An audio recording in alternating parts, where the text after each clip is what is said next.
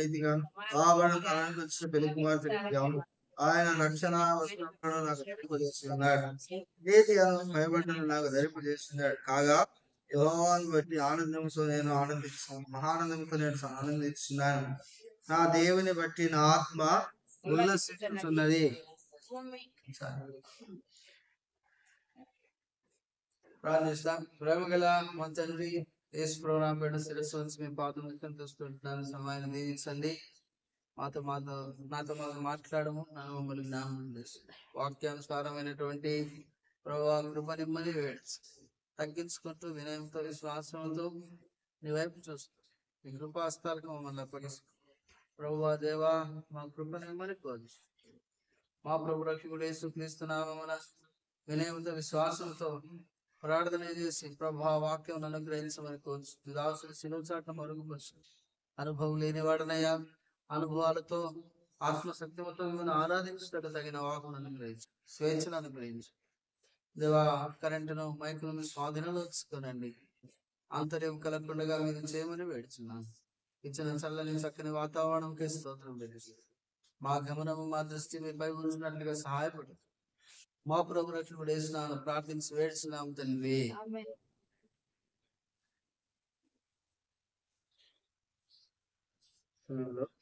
ఇక్కడ మనం చూస్తే దేవుని వాక్యంలో రాయబడి నిన్న వారం ఏం చూసాము? నిన్న వచ్చిన వారం, నిన్న ఆదివారం వచ్చిందని చెప్పండి. నిన్న ఆదివారం ఏం చూసాము? నమ్మా అంతేనా? చెప్పింది కరెక్టేనా? శివకురాలు చెప్పింది కరెక్టేనా? అక్క చెప్పింది కరెక్టేనా? రక్షణ వస్త్రాలేనా? మనకు ఒకటి మనం గుర్తుపెట్టాల్సింది ఏంటంటే, ఏమున్నా లేకపోయినా ఏం గుర్తుందా నాకు? మనకి ఏం గుర్తు లేకపోయినా పర్లేదు, కానీ ఏం గుర్తుందా? వాక్యం గుర్తుందా? ఎందుకు గుర్తుందా వాక్యము? చెప్పండి, ఎందుకు గుర్తుందా? ఏమో వాక్యం అవసరం, కరెక్ట్ నువ్వు చెప్పింది మంచిదే. ఏమో ఇప్పుడు మనకి ఎవరైనా కనెక్ట్ చేయాలి, ఆ కేబుల్ కనెక్ట్ జస్ట్ కనెక్ట్ చేయాలి. సింపుల్.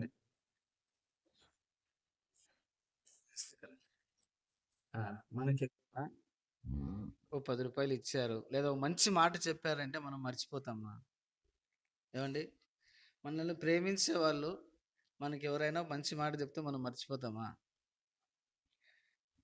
కొంతమంది ఈ లోకంలో కొంతమంది ఉంటారు. అంటే జరిగిన సంగతులు చెప్తా ఉన్నాను. ఒక యవనస్తునికి మంచి ప్రేమ లేఖ ఇచ్చింది అనుకో, వాడు ఏం చేస్తాడు? దాన్ని ఏం చేస్తాడా? లవ్ లెటర్ ఇచ్చినారనుకో, ఏం చేస్తారు? నువ్వు చేయలేదులే, చెప్పు, వాస్తవం జరిగేది చెప్పు. ఏం చేస్తారు? చెప్పండి, ఏం చేస్తారు? అబ్బా, చదివితే అందరితో పోలేదు, దాన్ని సించే రకం కాదు. ఏం చేస్తారు? ఫ్రేమ్ కట్టించి మడత పెట్టి భద్రంగా పెట్టుకుంటారు. పొరపాటున వీళ్ళిద్దరు కానీ పెళ్లి చేసుకున్నారు అనుకో, అదో అప్పుడు ఇచ్చిన ప్రేమ లేఖ. నీకు నాకు కూడా ప్రభు ప్రేమ లేఖ ఇచ్చాడు. బైబిల్ అదే. ఇది ఒక లవ్ లెటర్. ప్రభు అయిన యేసు తన సంఘాన్ని ప్రేమించి పంపినటువంటి ప్రేమ లేఖ ఇది. ఇంత గొప్ప విషయాన్ని మనం ఎట్లా మర్చిపోతాము? అంటే దాని అర్థం మనం మర్చిపోతున్నామంటే దాని అర్థం ఏంటి? యేసు ప్రభు మనల్ని ప్రేమించినట్లు మనం ప్రభుని ఏం చేయట్లేదు? ప్రేమించట్లేదు. ఇంకా మనం ఏం అర్థం చేసుకోవాలంటే, మన మీద మనకంటే కూడా ఎవరికి ఎక్కువ ప్రేమ ఉంది? దేవునికే ప్రేమ ఉంది. మనము ప్రభువుని ప్రేమిస్తుంటే గనక ఆయన మనతో చెప్పే ప్రతి మాటను గుర్తుపెట్టుకోవాలి. మనం చూసాము, రక్షణ వస్త్రాలు చూసాం. రక్షణ వస్త్రాలు మన జీవితాల్లో లేనప్పుడు ఏంటి మన స్థితి అని మనం చూస్తూ వచ్చినాం కదా. ఉగ్రత మన మీద ఉండింది, తర్వాత దేవుని తీర్పు మన మీద ఉండింది. ఇంకా చాలా సంగతులు చూస్తూ వచ్చినాం. భయాన్ని కలగజేసింది పాపము. రక్షణ వస్త్రం లేనప్పుడు పాపమును మరణాన్ని గురించినటువంటి భయం కలుగజేసింది. ఈ సంగతులన్నీ చూస్తూ వచ్చినాం. ఉదయకాల సమయంలో కూడా దేవుని కరుణావాత్సల్యతని బట్టి మనం ఒక మాటను చూడబోతుంటున్నాం. నీతి అను పైబట్ట. యెషయా గ్రంథం 61:10లో కింద మాట ఆ, ఆ, ఆయన రక్షణ వస్త్రములను నాకు ధరింపజేసి ఉన్నాడు. నీతి అను పైబట్టను నాకు ధరింపజేసినాడు. ప్రభు నీతి అను పైబట్టను ధరింపజేసి. అసలు నీతి అంటే ఏంటి చెప్పండి? నీతిమంతుడు ఎలా ఉంటాడు? నీతిమంతుడు ఎలా ఉంటాడు? ఇది తెలిస్తే మనం ఆరాధన చేయడానికి అనుకూలమవుతుంది. సింహంలాగా ఉంటాడా? ధైర్యంగా ఉంటాడంట. అది కూడా ఉంది. నీతిమంతుడు ఆపద వచ్చునని భయం లేకుండా నెమ్మదిగా నిద్రపోవాలని ఉంది. ఏం కాదనట్లేదు. అసలు నీతిమంతుడు ఎలా ఉంటాడు? బైబిల్లో కొంతమంది నీతిమంతుల గురించి రాయబడింది. అది తెలిస్తే మనకు ఇది తెలుస్తుంది. తప్పో ఒప్పో ముందు మీరు చెప్పండి, దాన్ని కరెక్ట్ చేసేదానికి నేను ఇక్కడ ఉన్నాను.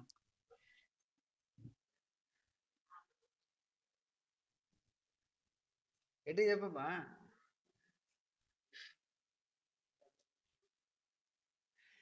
సరే, నేను కొన్ని చెప్తాను, అవి సరైనవో కాదో మీరు చెప్పండి. మీరు అనుకున్న దానికి మ్యాచ్ అయినాయో లేదో చెప్పండి. మొట్టమొదట అనుభవం, నీతిమంతుని యొక్క అనుభవం ఏంటంటే, యోసేపు నీతిమంతుడై ఉండి ఆమెను అవమానపరచనల్లక రహస్యముగా విడనాడగోరెను. నీతిమంతుని లక్షణం ఏంటి చెప్పండి? ఇప్పుడన్నా చెప్పండి. నీతిమంతుని లక్షణం ఏంటి? నాకు సమయము లేదు. నేను ఒక విషయం చెప్తా చూడండి. మీరు ఆదివారమే వస్తారు, మిగతా రోజుల్లో ఇక్కడ కనబడరు. మీరు కనబడినప్పుడే మీకేం పెట్టాలి? నేను అన్నం పెట్టాలి. మీరు దగ్గర ఉన్నప్పుడే అన్నం పెట్టాలి కదా. ఎట్లయిపోయిందంటే దూరానికి వెళ్ళినటువంటి కుమారుడు వారం తర్వాత ఇంటికి వస్తే ఎట్లుంటుందో అట్టుంది నా పరిస్థితి. మీరంతా ఎప్పుడో వస్తారు, ఈ వారం అంతా మీకోసం ఏం చేస్తూ ఉండాలి నేను. వీళ్ళు ఎప్పుడు వస్తారా, వీళ్ళకి ఎప్పుడు ఆహారం పెట్టాలా, ఈ తలంపే ఉంటుంది. కాబట్టి నాకు దొరికి పెట్టే అలవాటు కూడా ఉంది. నీతిమంతుల లక్షణం ఏం చెప్పండి? యోసేపు నీతిమంతుడై ఉండి అవమానపరచనల్లక రహస్యముగా విడనాడను. నీతిమంతుని యొక్క లక్షణం ఏంటి అని మనం ఆలోచన చేస్తే గనక, ఆమెను అవమానపరచునల్లక. అంటే ఇతరుల యొక్క అవమానాన్ని నీతిమంతుడు ఏం చేయడు? కోరుకోడు, సిగ్గు తీయడు, నిందాపాలు చేయడు. తర్వాత నీతిమంతుని యొక్క లక్షణం ఏంటి అని మనం ఆలోచన చేసుకుంటే, నీతిమంతుని లక్షణం ఏంటి అని మనం ఆలోచన చేస్తే, నోవాహు నీతిమంతుడై ఉండి తన తరము వారిలో నిందారహితముగా ఉండెను. రెండవ తలంపు ఏంటి? తన తరం వారిలో నీతిమంతుడు నోవాహు నిందారహితంగా బ్రతికినాడు. తర్వాత నీతిమంతుడు ఏం చేసినాడు? నీతిమంతుడైన నోవాహు ఏం చేశాడు అంటే, తన ఇంటి వారిని అందరినీ రక్షించుకోగలిగినాడు. అందుకే తన ఇంటి వారందరి రక్షణ కొరకు ఏం కట్టినాడు? ఆయన ఓడగట్టినాడు. మనం నీతిమంతులమైతే ఇతరుల యొక్క క్షేమం కూడా మనం చూసేవారముగా ఉండాలి. తర్వాత నీతిమంతుడైన లోతు బహు దుఃఖపడెను అని ఉంటుంది. నీతిమంతుడైన లోతు ఏం చేసినాడంట? దేని చూసి దుఃఖపడినాడు? ఆయన దేని చూసి దుఃఖపడినాడు? సొదొమ గొమొర్రాలో జరుగుతున్నటువంటి పాపమును చూసి దుఃఖపడ్డాడు, ఓర్చుకోలేకపోయినాడు. ఇక్కడ పాపమును చూసి మనం సహించలేకపోతున్నామంటే మనం నీతిమంతులం. పాపాన్ని చూసి అడ్జస్ట్ అయిపోతున్నామంటే మనం ఎవరము? ఇప్పుడు మనం పాపం చేస్తున్నారు, మన ఇంట్లో పాపం జరుగుతుంది, సరేలే అని వదిలేస్తుంటే మనలో ఏమి లేదని అర్థము? మనలో ఏమి లేదు, నీతి లేదు. పాపాన్ని చూసి అడ్జస్ట్ అయిపోతున్నాం, దాంతో కలిసిపోతున్నాం అని అంటే మనలో ఏం లేదు? నీతి లేదు. రోమపత్రికలో ఈ సంగతులు మనం జ్ఞాపకం చేసుకున్నప్పుడు రోమపత్రికలో ఒక మాట ఉంటుంది. ఏముంటుందంటే, ఇంకొక మాటలో చెప్పాలంటే మీకు ఇంకొక అనుభవాన్ని చెప్తాను. నీతిమంతుడు దైవ లక్షణాలు కలిగి ఉంటాడు. దైవమును గురించినటువంటి చింత కలిగి ఉంటాడు. అర్థమవుతుందా? ఇప్పుడు చాలా మంది లోకంలో మనం చూస్తే భక్తిని ఆధారం చేసుకొని ఎక్కడెక్కడికో ప్రయాణం చేసి వెళ్ళిపోతూ ఉంటారు. హిమాలయాలకంట, కేదార్నాథ్ అంట, రకరకాల లోకంలో వాళ్ళు.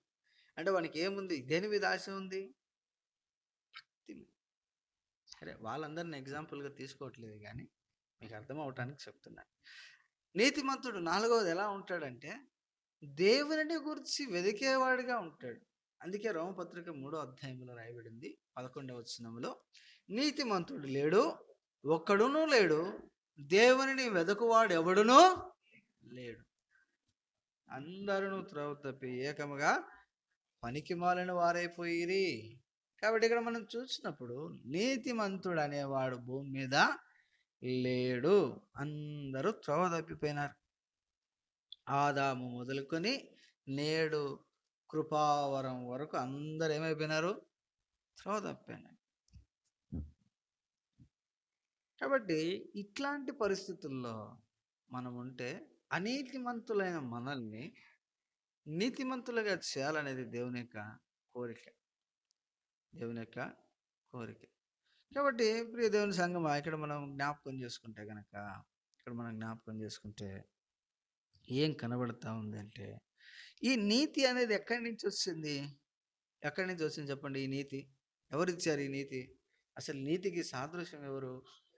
యేసు ప్రభు కదా. నన్ను ఏల సత్పురుషుడని పిలుచుచున్నావు. దేవుడు ఒకడే తప్ప ఎవరును సత్పురుషుడు లేడు. కాబట్టి నీతిమంతుడు ఎవరు? శిష్యులు కూడా అంటారు అపోస్తుల కార్యంలో, ఆ నీతిమంతుని రక్తము చిందించి, ఆ నిరపరాధి రక్తము. తర్వాత మనం చూస్తే హేరోదు పిలాతు భార్య పంపుతుంది, పిలాతు చేతులు కడుక్కుంటాడు. పిలాతేనా చేతులు కడుక్కునింది? పిలాతా హేరోదా చేతులు కడుక్కునింది? పిలాతేనా? మీకు వాక్యం బాగా తెలుసు. పిలాతు ఏం చేసినాడు? చేతులు కడుక్కున్నాడు. ఎందుకు చేతులు కడుక్కున్నాడు? ఆ నీతిమంతుని జోలికి పోకుము. ప్రభు నీతిమంతుడు కాబట్టి తన నీతిని మన మీద ఆపాదించినాడు. ఇప్పుడు మీకు అర్థం కావటానికి నేనేం చెప్తానంటే, నాకు అర్థమైంది చెప్తాను. మనం పైన ఓ బట్ట వేశారు అంటే పైన బట్ట కనపడుతుందా? లోపల ఉన్నటువంటి బనియన్ కనపడుతుందా? బట్టే కనపడుతుంది. అంటే లోపల ఉన్నవి ఏం కానరావు, అవి ఎప్పటికీ కానరావు. మన జీవితాల్లో ఈ అనీతి మంతత్వం లేక పాపమును గూర్చినటువంటి సంగతులు అలాగే ఉన్నాయి. అవి ప్రభువైన యేసు ద్వారా కప్పబడినాయి. ప్రభువైన యేసు అను నీతి అను పైబట్ట ద్వారా కప్పబడి. నాకు అర్థమవుతుందా? ఇప్పుడు మీకు ఇంకా అర్థం కావటానికి ఓ సంగతి గుర్తు చేస్తా. ఒక ఆయనకు ఒక కుమారుడు ఉన్నాడు. ఆయన పోలీస్ వ్యవస్థలో ఓ ఉన్నతమైన స్థానంలో ఉన్నాడు. ఆయనకు ఒక కుమారుడు. ఆ కుమారుడు రోడ్డు మీద పోతా ఉంటే ఎవరో ఒక అనాథ, ఓ చిన్నవాడు రోడ్డు మీద అడుక్కుంటూ కనబడితే వాడిని తీసుకొని వచ్చారు. తండ్రి కుమారుడు ఇద్దరు ఇంటికి తీసుకొని వచ్చి ఇంట్లో చేర్చుకున్నారు. వాని ఆలన పాలన, వాని చదువులు అన్నీ చూసినారు. ఒక వయసు వచ్చిన తర్వాత వాని పద్ధతి మారిపోయింది. ఎట్లా తయారైనాడంటే, పోలీస్ ఇంట్లో పెరిగిన వాడు ఎట్లా తయారైనాడు చెప్పండి? నక్సలైట్ లాగా తయారైనాడు, ఒక దొంగలాగా తయారైనాడు. ఇది జరిగిన సంగతి చెప్తా ఉన్నాను. సరే, వీడు పెరిగి పెద్దవాడైనాడు, నక్సలైట్లో చేరిపోయినారు. ఆ దినాల్లో నక్సలైట్లు అంటే దద్దరలాడేవాళ్ళు అందరూ. తెలంగాణలో అయితే అన్నలు అనేవాళ్ళు, ఆంధ్రాలో ఏమనేవాళ్ళు నాకు తెలియదు. తెలంగాణ సంగతి మాత్రం తెలుసు, అన్నలు అని పిలిచేవాళ్ళు. కాబట్టి వాళ్ళల్లో చేరిపోయినాడు. ఒక దినాన వాళ్ళ తండ్రికి ఒక లెటర్ వచ్చింది పైనుంచి. ఏమని వచ్చిందంటే, ఫలానా వ్యక్తిని షూట్ అట్ చేయండి, మీకు ఎక్కడ కనబడితే అక్కడ చంపేయండి అని ఒక లెటర్ వచ్చింది, ఆర్డర్స్ వచ్చినాయి. ఇప్పుడు ఆ వార్త ఎవరితో పంచుకున్నాడు? ఇంటికి వచ్చి పెద్ద కుమారుతో పంచుకున్నాడు. అరే, నేను ఈరోజు చేయాల్సిన పని ఏంటో తెలుసా? నీ తమ్ముడిని చంపబోతున్నాను. నాకు ఎంతో దుఃఖంగా ఉంది. నా చేతులతో పెంచాను, నా చేతులతో వాడిని పెద్ద చేశాను, నా చేతులతో వాడిని క్షేమాన్ని చూశాను. ఈరోజు నన్నే చంపమని నాకు ఉత్తర్వులు జారీ చేశారు. నాకేం చేయాలో అర్థం కావట్లేదు అని అంటే, ఈ పెద్ద కుమారుడు హుటాహుటిన పరిగెత్తుకుంటా పోయి అడవిలోకి తమ్ముడిని వెతికి తమ్ముడితో అంటున్నాడు, తమ్ముడా, ఇంతవరకు ఏదో జరిగిపోయింది. దయచేసి ఇక మీదట తండ్రి దగ్గరకు వస్తే నిన్ను చంపకుండా నేను కాపాడుతా. దయచేసి రా అంటే, నేను రాను అంటున్నాడు. నేను రాను, నేను ఎంత చావడానికైనా సిద్ధమే, కానీ నేను రాజీ పడడానికి ఇష్టం లేదు నాకు అంటున్నాడు. సో ఇలాంటి పరిస్థితుల్లో పోలీస్ వాళ్ళంతా వచ్చేసి ఆ అడవిలో మోహరించినారు. ఇప్పుడు తమ్ముడు అన్న ఆ సంగతి తిరిగి, అరే నీ పై వస్త్రం నాకి, నా వస్త్రం నువ్వు వేసుకొని ఇటుగా వెళ్ళు, నేను వాళ్ళని అటు పంపిస్తా అంటే, నీ మరణాన్ని ఏం చేస్తున్నా, నేను తీసేసుకుంటాను. ఒకవేళ కాలిస్తే ఎవరిని కాలుస్తారు? కాలుస్తారు. కాలిస్తే ఎవరిని కాలుస్తారు? నన్ను కాలుస్తారు అని అన్నాడు. అని అంటే తమ్ముడు ఇచ్చినాడు, వెళ్ళిపోయినాడు. కొద్ది క్షణాలకు తండ్రి వచ్చినాడు, పెద్ద కుమారుడు చంపేసినాడు. ఇప్పుడు ఆ వస్త్రం ఎవరి మీద నుంచి ఎవరి మీదకి వచ్చింది? అన్న మీద ఉన్నటువంటి వస్త్రము ఎవరి మీదకి వచ్చింది? తమ్ముడి మీదకి వచ్చింది. తమ్ముడి మీదకి వచ్చింది. ఇప్పుడు అన్న ఎవరు, తమ్ముడు ఎవరు? అన్న ఎవరు, తమ్ముడు ఎవరు? ఆడి వరకు బాగానే ఉంది. మన విషయానికి వస్తే అన్న ఎవరు, తమ్ముడు ఎవరు? అందుకే రాయబడింది, స్వీకరిత పుత్రులుగా ఎంచి దత్తపుత్రులుగా చేసుకున్నాడంట. కాబట్టి ప్రభువైన యేసు అను నీతి అను పైబట్టను మనకిచ్చి మన మరణాన్ని ఎవరు తీసుకున్నారు? తీసుకున్నారు. అందుకే దేవుని వాక్యంలో ఏం రాయబడింది? రోమపత్రిక 4వ అధ్యాయంలో 5-6 వచనాలు చూడండి. 4వ అధ్యాయం 5-6 వచనాలు. రోమపత్రిక 4వ అధ్యాయం.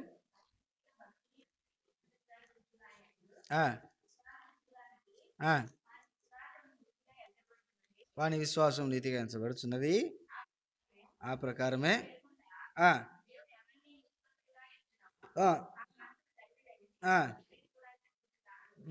కాబట్టి ఇంకా దీని అసలు విషయం ఏంటంటే, తన అతిక్రమమునకు పరిహారము నందదగిన వాడు,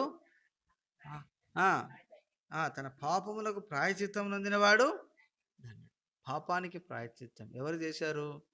ప్రభువైన యేసు అను ప్రాయశ్చిత్తం. అందుకే మత్తయి సువార్తలో అనేకుల పాప విమోచన క్రయధనముగా మనిషి కుమారుడు ఈ లోకమునకు వచ్చెను కదా. ఆ మాట మనం చూస్తాం. ఇంకా మనం చూస్తే 2వ కొరింథీ పత్రిక 5వ అధ్యాయం 21వ వచనాలలో ఈ మాట రాయబడింది. ఏ పాపము ఎరుగని ఆయన మన నిమిత్తం ఏమైనాడంట?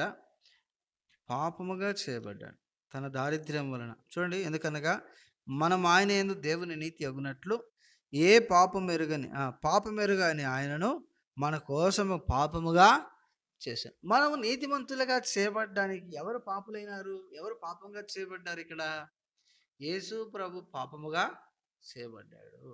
యేసు ప్రభు పాపముగా చేయబడ్డాడు. అందుకు ప్రభుని ఏం చేయాలి? ప్రభు నన్ను నీతిగా మార్చడానికి, నీతి అను పైబట్ట నా మీద కప్పటానికి నీ ప్రియకుమారుడైన యేసును నా నిమిత్తం పాపముగా చేసినావు, ఏమిచ్చి రుణం తీర్చుకుని. చూడండి, నీతిమంతుని కొరకు ఒకడు చనిపోవట అరుదు. అయితే పాపం కొరకు ఎవరు చనిపోగలుగుతారు? రోమపత్రికలో రాయబడింది అన్నమాట. రోమపత్రిక అనుకుంటా 5వ అధ్యాయం 6వ అధ్యాయం. చదువుదామా అన్నమాట. 5వ అధ్యాయం ఎన్నో వచనము? రోమపత్రిక 5వ అధ్యాయం 10వ వచనమా? కాదండి, 7వ వచనం. నీతిమంతుని కొరకు సైతము ఒకడు చనిపోవటారు, మంచివాని కొరకు ఎవడైనా ఒకవేళ తెగింపవచ్చును. అయితే పాపి అయిన మనిషిని కొరకు ఎవడు తెగించగలుగుతాడు? అట్లా తెగించగలిగిన వాడు ఎవడైనా ఉన్నాడంటే కేవలం యేసుక్రీస్తు ప్రభు. ఒక ఆయన అడిగినాడంట, ఒక ఆయన గంటల ప్రకాష్ గత శుక్రవారం రాత్రి ప్రభు మహిమలో చేర్చబడ్డాడు. మంచి దైవ సేవకుడు. ఆయన దగ్గరికి ఒక వ్యక్తి వచ్చినాడంట. అయ్యా, ఫలానా వ్యక్తి 99 సార్లు క్షమించినాడు. దేవుడు అనబడిన ఒక వ్యక్తి 99 సార్లు క్షమించినాడు. 100వసారి క్షమించలేకపోయినాడు, చంపేసినాడు. ఆయన పేర్లు వాడట్లేదు. దేవుడు అనబడిన ఒక వ్యక్తి 99 సార్లు క్షమించినాడంట. 100వసారి ఏం చేయలేదు? క్షమించలేదు, చంపేశాడు. కానీ మీ యేసు ప్రభు అనేటువంటి దేవుడు ఎన్నిసార్లు పాపం చేసినా, ఎన్నిసార్లు తప్పు చేసినా ఎందుకంత క్షమిస్తున్నాడు అంటే ఈయన అన్నాడంట, అక్కడ క్షమించటానికి అవసరమైనది ఆయన దగ్గర లేదు. ఇక్కడ ఉంది ఏంటంటే ఆయనే ప్రాయశ్చిత్తం. ఒకసారే ఆ పని చేసి ముగించినాడు కాబట్టి ఇంకెన్నడూ ఏం లేదంట, శిక్ష లేదు. ఎవరికి? యేసుక్రీస్తునందున్న వారికి శిక్ష లేదు. అంటే యేసుక్రీస్తు దగ్గరికి వచ్చిన వానికి ఏం లేదు, శిక్ష విధి లేదు. కాబట్టి మనం చూసినప్పుడు మన జీవితాల్లో మన నిమిత్తం ప్రభువైన యేసు పాపంగా చేయబడ్డాడు. ఆయనే ప్రాయశ్చిత్తం రాసినాడు. అందుకే మరణ శాసనం రాసిన వాని మరణము అవశ్యం. హెబ్రీ పత్రిక 9వ అధ్యాయం, హెబ్రీ పత్రిక 9వ అధ్యాయం, హెబ్రీ పత్రిక 9వ అధ్యాయం చదువుదామా? 16వ వచనం. మరణ శాసనం ఎక్కడ ఉన్ననో అక్కడ మరణ శాసనం రాసిన వాని మరణము అవశ్యము. ఆ శాసనం రాసిన వాడు మరణం పొందితే కానీ అది చెల్లదు. అది రాసిన వాడు జీవించుండగా అది ఎప్పుడైనానో చెల్లునా. రాసిన వాని యొక్క మరణం ఏమంట? అవసరం. కాబట్టి ఆ మరణం పొందగలిగినాడు కాబట్టి ఆ మరణం పొంది ఇతరులు క్షమించగలుగుతున్నాడు. వాడు మనల్ని నీతిమంతులుగా చేయటానికి ప్రభు మనల్ని నీతిమంతులుగా చేయటానికి ఆయన పాపముగా చేయబడ్డాడు. రోమా 16:19 అంటాడు, మీరు మునుపు పాపమునకు దాసులైతిరి, అయితే కనికరింపబడి ఇప్పుడు నీతికి దాసులైతిరి. నీతికి దాసులంగా చేయబడ్డాం. ఎంత గొప్ప విషయం కదా. దీని కొరకు మనం ఏమన్నా చెల్లించామా? క్రయం ఏమన్నా చెల్లించామా? వాస్తవంగా మనం నీతిమంతులము అని అనిపించుకోవటానికి మన దగ్గర ఏమైనా యోగ్యత ఉందా? లేదు. ఇప్పుడు ఈ నీతి అను పైబట్ట మనకు ఆపాదించబడిందా? మనకు అందించబడిందా? మనపై కప్పబడిందా? చెప్పండి. ఆపాదించడానికి, అందించడానికి, కప్పడానికి చాలా తేడా ఉంది. రకరకాల సందర్భాల గురించి మాట్లాడుతూ ఉంది. ప్రవక్త అయిన యెషయా అన్నాడు, ధరింప చేసినాడు, తన వస్త్రాన్ని మనపై నుంచి. నీతియలేని మానీచ బ్రతుకుల్ నీ యందు స్థిరమాయెను. నీతియలేని మానీచ బ్రతుకుల్ నీ యందు స్థిరమాయెను. ఉదయించే మాపై నీతి సూర్యుడు ముదమార ప్రణుతిల్తుము. ఉదయించే మాపై నీతి సూర్యుడు ముదమార ప్రణుతిల్తుము. జయశీలుడావాయు మా ప్రభువా, జయ గీతముల్ పాడలం. జయశీలుడావాయు మా ప్రభువా, జయ గీతముల్ పాడలం. కాబట్టి నీతి లేని బ్రతుకులు మనవి. ఇంకా మనం చూస్తే యెషయా గ్రంథంలోనే దుర్గంధముతో నిండిన బ్రతుకులు. మన నీతి క్రియలన్నీ ఎట్లాంటివంట? మురికి పేలికలు, దుర్గంధముతో నిండినవి. కాబట్టి ఇదే యెషయా గ్రంథం 61లో ఉంటుంది. కింద భాగంలో మనం చదవగలిగితే మానవుని నీతి క్రియలు మురికి పేలికలు వంటివి అంటాడు. కాబట్టి అలాంటి మన బ్రతుకును ప్రభు ఏం చేసినాడు? నీతిగా తీర్చినాడు. నీతిగా తీర్చినటువంటి యేసు ప్రభుని ఏం చేయాలి? ఉదయకాల సమయంలో ఎట్లా ఆరాధన చేయాలా? గట్టిగా జిహ్వా ఫలమును. ఆయన ఏం కోరుచున్నాడంటే మన జిహ్వా ఫలమును కోరుచుంటున్నాడు. కాబట్టి ప్రభువును అలాగ మనం ఆరాధించుటకు ప్రభు మనల్ని ప్రేరేపించునుగాక. తానిచ్చిన వాక్యమును తాను మనలో ఫలింపచేయునుగాక. లేచి నిలబడి చిన్న పాడు పాడతాం. సండే స్కూల్ పిల్లలు సండే స్కూల్కి వెళ్తారు. అలాగూ ప్రభు మనకు సహాయం చేయనుగాక.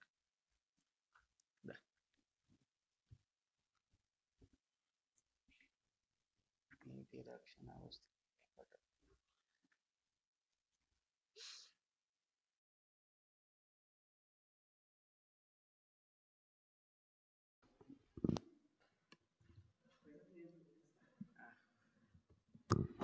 సరే, ఒక మాట చదువుకొని మనం ప్రార్థన చేస్తాము.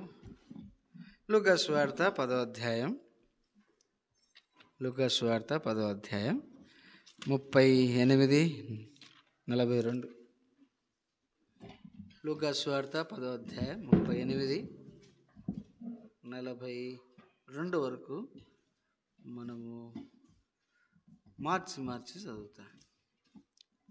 లూకా సువార్త 10వ అధ్యాయము 38 నుండి 42 వరకు ఉత్తర ప్రత్యుత్తరాలుగా మార్చి చదువుతాం. అంతటా వారు ప్రయాణమై పోతుండగా ఆయన ఒక గ్రామంలో ప్రవేశించను. మార్తా అను ఒక స్త్రీ ఆయనను తన ఇంట చేర్చుకొనెను.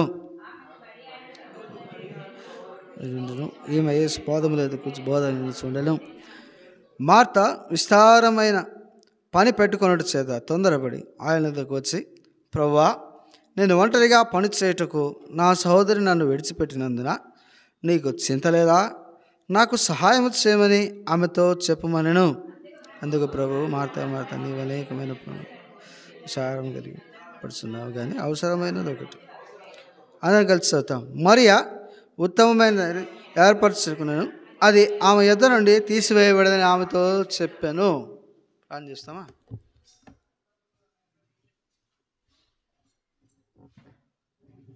ప్రేమ నమ్మకము గల మా పరలోక తండ్రి, మా ప్రభు రక్షకుడు యేసుక్రీస్తు వారి నామమున శిరస్సును సాగిలపడుతూ మీ పాదం చెంత వస్తున్నాం.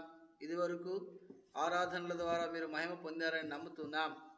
దేవా, మరి వాళ్ళను సమీపిస్తుండగా మాతో మాట్లాడము, మమ్మల్ని దర్శించము, తగిన హెచ్చరికలు, ఆత్మీయ మేలుల కొరకై మమ్మల్ని సిద్ధపరచండి. వినగలిగే చెవులు, గ్రహించగలిగే మనస్సు మాకును అనుగ్రహించండి. నీ వాక్యము నీ ప్రజలను ఆకర్షించునుగాక అని ప్రార్థన చేస్తూ, ప్రభా, నిలబడుతున్న నాకు కృపనిమ్మని వేడుచు, మాతో స్పష్టంగా సూటిగా మాట్లాడమని కోరుచు, తగ్గించుకుంటూ యేసు ప్రభు నామమున ప్రార్థన చేసి వేడుచున్నాం తండ్రి, ఆమేన్.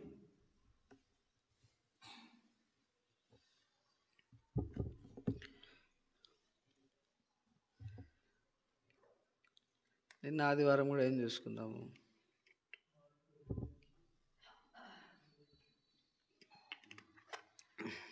మీకు గుర్తున్నాయి చెప్పండి. నిన్న ఆదివారం ఏమేమి చూసుకున్నాము? మార్తా మరియల గురించే ఏం చూసుకున్నాం? విస్తారమైన పని పెట్టి ఆమె చేసింది మంచి పనే చెడ్డ పనే? మంచి పనే చెడ్డ పనే? చేసింది మంచి పనే, కానీ ఆ మంచి పని విషయమై ఏం పోగొట్టుకునింది ఆమె? దేవునితో గడిపేటువంటి సహవాసాన్ని, సమయాన్ని పోగొట్టుకునింది. తర్వాత ఇంకేం పోగొట్టుకునింది ఆమె అంటే దేవుని యొక్క సన్నిధి యొక్క ప్రసన్నతను పోగొట్టుకునింది అని మనం చూస్తూ వచ్చినాం. సో ఈరోజు కూడా దాన్నే మనం ధ్యానించబోతున్నాం. కాబట్టి దయతో గమనం పెట్టగలరని మనవి చేస్తున్నాను. ఒక ఆయన ఓ దగ్గరికి వర్తమానం చెప్పడానికి వెళ్ళాడు. 3 దినాల ప్రత్యేక కూడికలు కలిగి ఉన్నారు. ఆ ప్రాంతానికి నేను వెళ్ళినప్పుడు మొదటి రోజు ఉదయం ఏం చెప్పాడో ఆ రోజు సాయంత్రం కూడా అదే చెప్పాడు. మొదటి రోజు ఏం చెప్పాడో రెండవ రోజు అదే చెప్పాడు. ఇప్పుడు రెండవ రోజు మధ్యాహ్నానికి ఏమైంది? వినేవారికి ఏమవుతుంది చెప్పండి? ఈయన దగ్గర వేరే వర్తమానము లేదేమో, చెప్పిందే చెప్తా ఉన్నాడు. రెండో రోజు సాయంత్రము నాలాంటి వాడు ఒకడు తెగించేసినాడు. కొంతమంది ఉంటారు సంఘాల్లో, పోయి అడిగాడంట, అన్నా 2 రోజులు అయిపోయింది నువ్వు వచ్చి, రేపు లాస్ట్ రోజు, 2 రోజులు ఒకే వర్తమానం చెప్పినావు, నీ దగ్గర ఏం లేదు, వర్తమానం లేదా? ఇప్పుడు ఆ సేవకుడు ఏం చెప్పిండారా చెప్పండి? ఏం చెప్పి ఉంటాడని మీరు అనుకుంటున్నారు?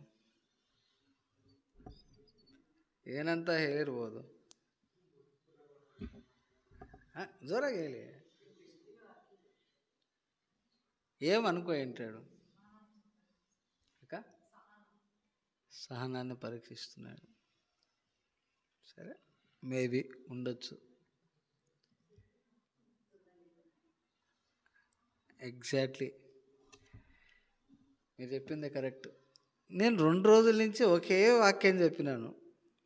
ఆ వాక్యం నీలో ఎంత పని చేసింది, నువ్వు దాన్ని ఎంత ఆచరించినావు అని అడిగినాడంట. అని అడిగితే ఏం మాట్లాడలేదు నాలంటోడు. ఒకవేళ మీకు కూడా అట్లే అనిపించవచ్చు, అయితే దృష్టి పెట్టి ఆలోచన చేయండి. ఒకే వాక్యం చదివించవచ్చు, ఒకే సందర్భమే చెప్పచ్చు. ఎందుకు చెప్తున్నాను ఈ మాట అంటే, మన అవసరతను బట్టి దేవుడు మనతో మాట్లాడతాడు. మాట్లాడువాడు నేను కాదు, దేవుడే మాట్లాడుతున్నాడు. మాట్లాడేవాడు పరిశుద్ధాత్మయే అని లూకా సువార్తలో రాయబడింది. ఇక్కడ కూడా ఒక మాట ఉంది, ఏముంది? దేవుడు కాబట్టి ఆత్మదేవుడు మాట్లాడతాడు.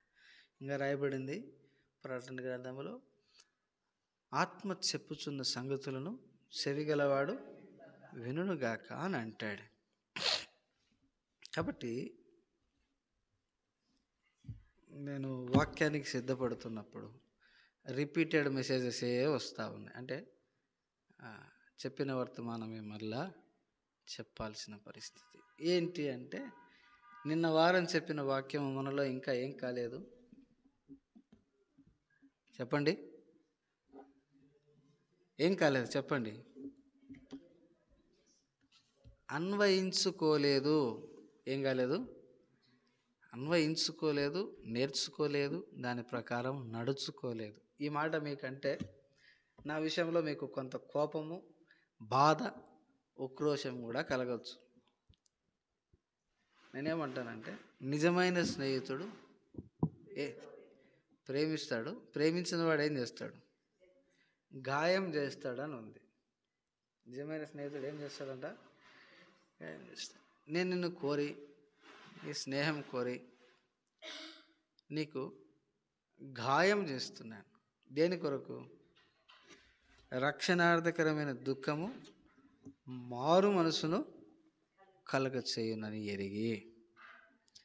కాబట్టి పదే పదే దేవుడు మనతో మాట్లాడుతున్నాడు. ఒక సందర్భం అంటే, మనతో మాట్లాడుతున్నాడు అంటే అక్కడ మనలో ఇంకా ఆ సంగతి మనకు జరగలేదు. ఇప్పుడు బిలాముతో ఎన్నిసార్లు మాట్లాడాడు? 3 సార్లు మాట్లాడాడు. 3 సార్లు మాట్లాడిన తర్వాత అయినా బిలాం ఏమైనా మార్చుకున్నాడా? మార్చుకోలేదు. కాబట్టి ఏం చేసినాడు?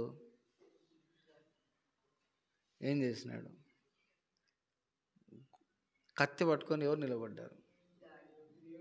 దేవుని దూత నిలబడింది. అప్పుడు దేవుడు ఏం చేసినాడు? గాడిదకి ఏమి ఇచ్చినాడు? స్వరం ఇచ్చినాడు, నోరు ఇచ్చాడు. సో మనము దేవుని వాక్యము విని దాని ప్రకారం నడుచుకోకపోతే మనకేముంది? శిక్ష ఉంది. దేవుని దూత మనకు ఎదురొస్తూ ఉంది. దేవుడా చెప్పినాడమ్మా, దేవుని వాక్యం విని దాని ప్రకారం ప్రవర్తించకపోతే శిక్ష ఉంది. ఇప్పుడు చెప్పండి, వాక్య ప్రకారం నడుచుకొని దేవుని ఆశీర్వాదాలు పొందుకుందామా? వాక్యానికి భిన్నంగా పోయి దేవుని శిక్షను పొందుకుందామా? చెప్పండి. ఏం పలకరు? గట్టి చెప్పాలి. ఆశీర్వాదాలు కావాలంటే ఏం చేయాలా? వాక్యానుసారంగా నడుచుకోవాలి. నాకు ఆశీర్వాదం వద్దు అనుకుంటే చాలాసార్లు మన స్వభావం ఎట్లుంటుంది అంటే, లేదా నా స్వభావం ఎట్లాంటిదో చెప్తా. ఒకప్పుడు నా స్వభావం ఎలాంటిదో చెప్తా. వాక్యంలో నాకు నచ్చంది రాలేదనుకోండి, ఏం చేస్తాను తెలుసా?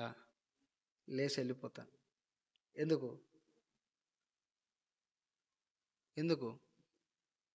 నేను అనుకున్నది వాక్యములో రాలేదు. కానీ మనం అట్లా ఉండరాదు.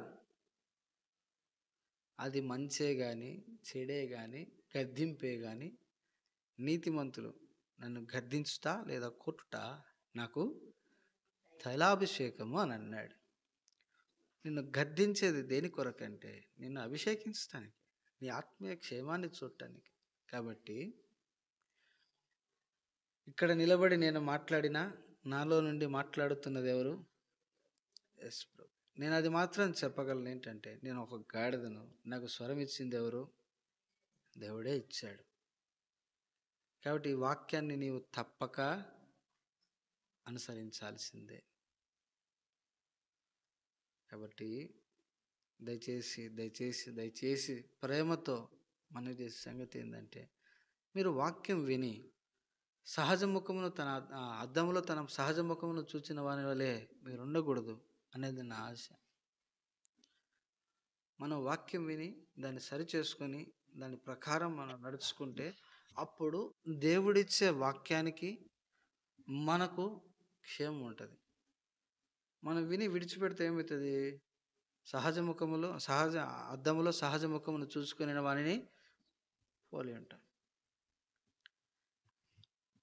ఒక మాటలో చెప్పాలంటే, వారు వినుటకు తమ మనసును సిద్ధపరచుకునేది గనుక నేను ఎవరితో మాట్లాడదును. ఒక దినాన మనం వినకపోతే వాక్యం ఏమైపోతుంది?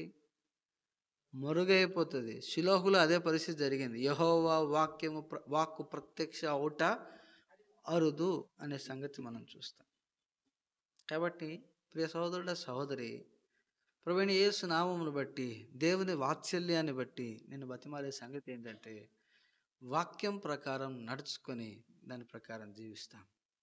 అప్పుడు ఆశీర్వదించబడతాం.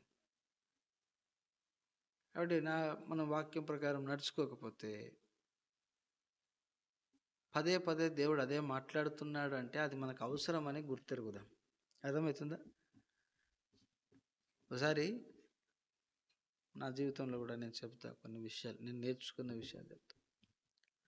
నీ వాక్యం బాగుంటుంది కానీ మాకేం లేదు, తృప్తి లేదు అన్నాడు ఒక ఆయన వచ్చి. ఏమన్నాడు? నువ్వు పిహెచ్డి చదువులు చెప్తావు కానీ నాకేమనిపించట్లేదు, తృప్తి లేదు. ఆ మాట అంటే నేనేమనుకోవాలి ఇప్పుడు? ఆ మాట అంటే నేనేమనుకోవాలా? సరే మంచిదే, తృప్తి లేదు. తృప్తి పరచాల్సింది ఎవరు? నేనా దేవుడా? నేను నిన్ను తృప్తి పరచట్లేదు అంటే నువ్వు కోరినట్టు నేను ఇవ్వలేకపోతున్నాను, అది నేను ఒప్పుకుంటా. కానీ ఇవ్వాల్సింది ఎవరు? యేసు ప్రభు. నీకు పదే పదే ఇది వినిపించబడతా ఉందంటే దానికి ఎవరు కారణం? ఎవరు కారణం? నేనా? ప్రభు కారణం. ప్రభు నీతో అది మాట్లాడాలని. ఎందుకు ఈ మాటలన్నీ చెప్తున్నానంటే, నిన్న వారం చెప్పిన సంగతులే తిరిగి ఈ వారం మనకు అందించబడతా ఉన్నాయి. కొంచెం మాడిఫికేషన్ అంతే. అర్థమవుతుందా? నిన్న వారం చెప్పిన సంగతులే చదవండి. ఇప్పుడు చదవండి. లూకా సువార్త 10:38 నుండి.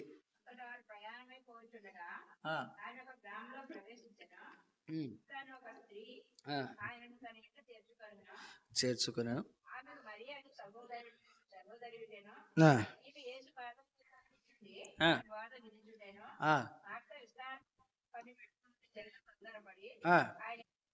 వచ్చి ప్రభా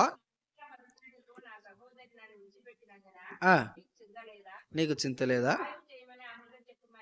కాబట్టి ఇక్కడ మనం చూస్తే వాస్తవంగా ప్రభుకి ఎవరు పరిచయం? ముందు మార్తే పరిచయం. కరెక్ట్ చెప్పాను, మార్తే పరిచయం. ఎందుకంటే యేసు ప్రభు వస్తుంటే పరిగెత్తుకొని పోయింది ఎవరు? మార్త. యోహాను సువార్త 11వ అధ్యాయంలో మాట అంటది మార్త, నీవు ఇక్కడ ఉంటే నా తమ్ముడు చనిపోడు. తర్వాత మనం చూస్తే ఇంకో సందర్భంలో కూడా చూస్తే మత్తయి సువార్తలో కూడా మార్తే ప్రభువుని ఆహ్వానిస్తుంది, తన ఇంట చేర్చుకొని తనను ఆహ్వానించినట్లు ఉంటుంది మత్తయి సువార్తలో కూడా. ఇప్పుడు మార్త ప్రభువును ప్రేమించింది, ప్రభు వాక్యము తెలుసు, ప్రభువును గురించి ఎరుగునామె. కానీ దేవుని మాటల్లోని సారాంశం ఏం చేయట్లేదామా? గ్రహించట్లే. ఇప్పుడు దేవుడు అంటే ఏంటో తెలుసు, దేవుడు ఏం చెప్పాలనుకుంటున్నాడో తెలుసు, దేవుడు ఏం మాట్లాడుతున్నాడో తెలుసు, దాని ప్రకారం మనం ఏం చేయాలో కూడా తెలుసు. కానీ దాని సారాంశాన్ని ఏమా పట్టుకోవట్లేదు. ప్రభువును ప్రేమిస్తుంది, ప్రభు వస్తే ఆతిథ్యం చేస్తుంది, ప్రభు యొక్క అక్కర్లు చూస్తుంది, ప్రభు యొక్క అవసరత, ఆయన ఇక్కడ ఉంటే ఏం జరుగుతుందో అది ఎరిగింది, అన్నీ ఉన్నాయి. కానీ ప్రభువు యొక్క మనసు ఏంటో ఆమె ఏం చేయట్లేదు, ఎరగడం లేదు. ఈ దినాల్లో మనం జ్ఞాపకం చేసుకుంటే, ఇంత ప్రేమించిన మార్త కంటే అసలు ఏమీ చేయని మరియ మాత్రం దేవునితో ఏమైంది బాండింగ్ ఏర్పడింది. మార్తే ఫస్ట్, కానీ మార్త పనుల మీద ఉండిపోయింది. కానీ దేవునితో సంబంధాన్ని కలిగి ఉండటానికి దేవుడు వచ్చిన ఉద్దేశం ఏంటో ఆమె ఎరగట్లే. చాలాసార్లు సంఘాలకు వెళ్తూ ఉంటాను, రకరకాల ప్రాంతాల్లో సేవ చేశాను. ఎవడైతే వచ్చి ఫస్ట్ నాతో మాట్లాడతాడో వాళ్ళని గురించి నాకు ఒక అభిప్రాయం వచ్చేస్తుంది. ఇతనితో నా మనసు లేదా ఈమెతో నా మనసు కలవదు, రేపు ఎప్పుడైనా వీళ్ళే నాకు సమస్యకు కారణమవుతారు అన్నటువంటి భావన కలిగిపోతుంది. చాలా సందర్భాలు అలా చెప్పిన సందర్భాలు కూడా ఉన్నాయి. కాబట్టి మనము ఫస్ట్ ప్రియారిటీ ఇవ్వటం గొప్ప సంగతి కాదు, కానీ దేవునితో మనము సంబంధము కలిగి ఉండటం అనేది ఎంతో అవసరం. దేవుని యొక్క ఉద్దేశము మనసు ఎరిగి పనిచేయటం అనేది అవసరం. ప్రియమైన వాళ్ళారా, ఈ దినాల్లో అందరికీ వాక్యం తెలుసు.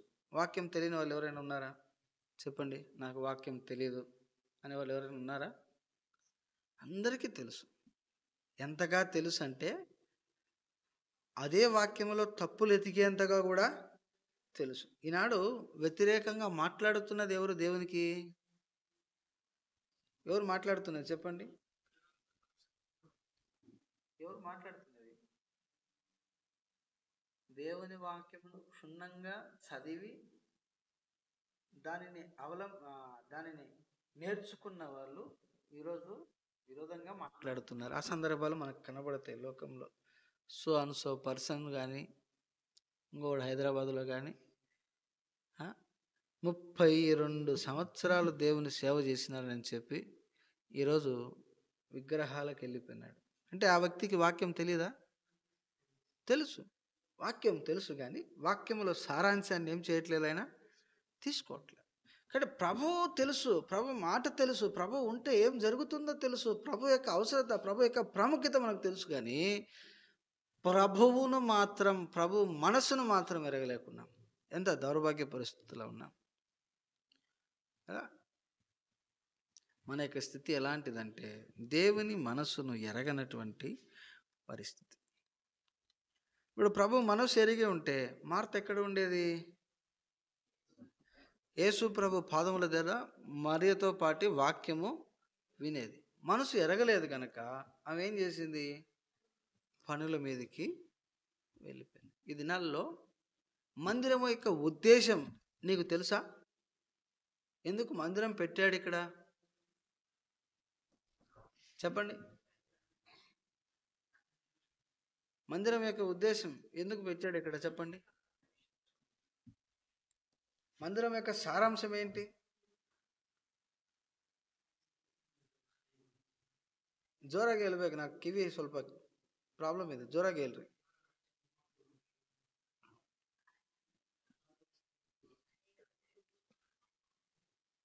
అన్నిటికంటే ముఖ్యమైన కారణం ఏంటంటే నేను వచ్చి వారి మధ్యన నివాసము చేసి వారితో కాపురముండుదును. మాట్లాడడం కాదు, కాపురం ఉంటాను అంటే వారి మధ్యన నేను ఉంటాను, వారితో సహవాసం కలిగి ఉంటాను. ఈ సంగతి మనం ఎరగట్లేదు, ఈ సంగతి మనం ఏం చేయట్లేదు. కాబట్టి ఏం చేస్తున్నాము? మన పరిస్థితి ఎట్లా ఉందంటే, ఒక భర్త తన భార్యకు ఉత్తరం రాశాడు, అమ్మ ఫలానా ప్రాంతం నుండి ఫలానా ప్లేస్కి నేను వెళ్తున్నాను, వెళ్ళేటప్పుడు మన ఊరి మీదుగానే వెళ్తాను. అనేక దినాలు అయిపోయింది నిన్ను చూడాలని. ఆ ఊరిలో ఆ ప్రాంతంలో దాదాపు 1:10 ఆగుతుంది. ఎన్ని నిమిషాలు? ట్రైన్ ఆగుతుంది. ఎన్ని నిమిషాలు? 1:10. నా భర్త ఈ ఊరి మీదుగా వెళ్తూ నన్ను ప్రేమించి నాతో సమయం గడపాలని, ఆ దొరికినటువంటి ఆ గంట కూడా ప్రశస్తంగా గడపాలని ఎన్నో ముచ్చట్లు, ఎన్నో సంగతులు, దాదాపు 6 నెలల కాలం ఎన్ని చెప్పాలనుకున్నప్పుడు భార్య ఏం చేసింది చెప్పండి? సంతోషంగా పిండి వంటలన్నీ చేసింది, తీసుకొని స్టేషన్కి వెళ్ళింది. అయ్యా పలానా ట్రైన్ ఎన్ని గంటలకు వస్తుంది అని అడిగింది.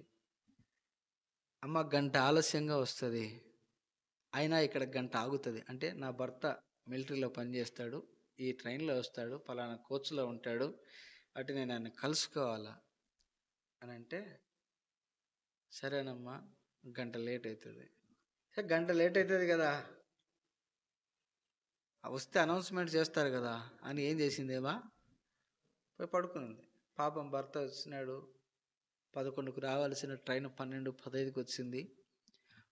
1 గంట అర్ధరాత్రి 1:15 వరకు ట్రైన్ అక్కడ ఉన్నింది. వెతికినాడు, స్టేషన్ అంతా వెతికినాడు. భార్య కనరాలే. నువ్వు ఇంత కష్టపడి వచ్చి ఏం ఉపయోగం వచ్చింది? ఏడ పడుకొని తెలుసా ఆమె? స్టేర్స్ ఉంటాయి చూసినావా, పైకి వెళ్ళేదానికి మెట్లు, ఆ మెట్ల కింద ఒకటి ఉంటే ఆడ పడుకోండి. నువ్వు నీ భర్త వస్తున్నాడని నీకు సారాంశం ఉత్తరం అందించబడింది. ఆ సారాంశం, ఉత్తరంలోని సారాంశం ఏంటి చెప్పండి? నిన్ను పిండి వంటలు తీసుకురమ్మన్నాడా? నిన్నేమన్నా ఇంకోటి చేయమన్నాడా? ఏం చెప్పాడు? నేను నీకు చాలా సంగతులు చెప్పాలా, మాట్లాడాలా. నీ పరలోకపు భర్త నీతో మాట్లాడాలని, బేతనీయను వధువుతో, ఆ సంఘముతో నాతో మాట్లాడాలని ప్రభు కోరుతుంటే, మనం ఇతర సంగతులు పెట్టుకొని అలసిపోయి వచ్చి, లేకపోతే ఏవేవో మనసులో పెట్టుకొని దేవుని యొక్క సన్నిధిని, ఆ వాక్యాన్ని యొక్క సారాంశాన్ని ఏం చేయట్లేదు, మనం తీసుకోవట్లేదు. సో అట్లా వచ్చి ఏం ఉపయోగం? అలా నేను మిమ్మల్ని రావద్దని లేదు, మళ్ళీ చెప్తున్నా, సేవకుడు వచ్చి ఏం ఉపయోగం అన్నాడు, మేము ఎందుకు రావాలా? నేను అలా చెప్పట్లేదు. వచ్చిన దానికి ఒక ప్రయోజనం ఉండాలా. కాబట్టి యేసు మనసు ఎరుగు, నీ భర్త అయినటువంటి, పరలోకపు భర్త అయినటువంటి దేవుని వాక్యంలో ఉంది. ఈ మాట నేను తప్పుగా మాట్లాడట్లేదు. నిన్ను సృష్టించిన వాడు నీకు భర్త అయి ఉన్నాడు. ఎఫెసీ 5లో అటువలే క్రీస్తు కూడా సంఘమును ప్రేమించి, అంటే ఎవరిని ప్రేమించి? సంఘం ఎవరు? ఆయన శరీరం అని వాక్యంలో స్పష్టంగా రాయబడింది. కాబట్టి ఆ పరలోకపు భర్త మనల్ని ప్రేమించి మనతో ఎన్నో సంగతులు మాట్లాడాలని ఉంటే, మనం దాన్ని ఏం చేస్తున్నాము? నిర్లక్ష్యం చేస్తున్నాం. మొబైల్ ఫోన్లు పట్టుకుంటాము, వస్తే ఆరాధనలు లేచిపోతాము. ఏదో పని ఉంది లేచిపోయినాం అంటే అదొక అర్థం ఉంది. ఇప్పుడు నేను బయటికి పోయినా, నా వెనకాల ఒక 4 వచ్చినారు. నేను బయటికి పోయింది ఎందుకు? బియ్యం ఎన్ని పెట్టాలని పోయినా. నేను నన్ను అడిగితే నేను పోయినా. ఈ నుంచి చెప్పింటే సరిపో. నా వెనకాల ఎంతమంది వచ్చినారు? 4 వచ్చినారు. ఏమి ఎంత జాగ్రత్తగా ఉన్నాము? మనతో మాట్లాడతాడా దేవుడు? నిజంగా చెప్పండి, దేవుడు మనతో మాట్లాడతాడా? కాబట్టి యేసు ప్రభుకు 12 మంది శిష్యులు ఉన్నారు. మీకు అర్థం అవ్వడానికే చెప్తున్నా, నేను రెఫరెన్స్లు ఎక్కువ తీయట్లేదు, మీకు సింపుల్గా అర్థం అవటానికి. యేసు ప్రభుకు 12 మంది శిష్యులు ఉన్నారు. 12 మంది శిష్యులు ఉంటే ఎవరు యేసు రమ్మును ఆనుకున్నారు? యోహాను యేసు రమ్మును ఆనుకున్న శిష్యుడు అని ఉంటుంది. తర్వాత ఇంకో చోటు ఉంటుంది, యేసును ప్రేమించిన శిష్యుడు యో యేసు ప్రేమించిన శిష్యుడు అని ఉంటుంది. 12 మందిలో ఎవరు అత్యధికంగా ప్రభు మనసుని ఎరిగిన వాడు? చెప్పండి, ఎవరు ప్రభు మనసుని ఎరిగింది? యోహాను. పేతురు కూడా కాదు, యోహానే ప్రభు మనసును ఎరిగినవాడు. అందుకే ఆయన హృదయమును ఆయన రొమ్మును ఆనుకున్నాడు. అంటే నాకు అనిపిస్తుంది, యేసు ప్రభుతో సహవాసం చేసిన వాళ్ళని తక్కువ చేయట్లేదు ఇక్కడ. మళ్ళీ నేను శిష్యులను ఎవరిని తక్కువ చేయట్లేదు, వాళ్ళల్లో ఎవరు ముఖ్యులు. మనం ఇక్కడ ఉండడం, ఇంతమంది ఉన్నాం, ఇది గొప్ప సంగతి. కానీ దీంట్లో కూడా ఫిల్టరైజేషన్ చేస్తే, దీంట్లో కూడా మనం వడగడితే, యేసు ప్రభుతో మనసును హత్తుకున్నవారు, యేసు ప్రభు యొక్క మనసును ఎరిగిన వారు ఎంతమంది అని జాబితా వేస్తే, ఆ లిస్టు రాస్తే, ఆ లిస్టులో మన పేరు ఉంటుందా? చెప్పండి, ఉంటుందా?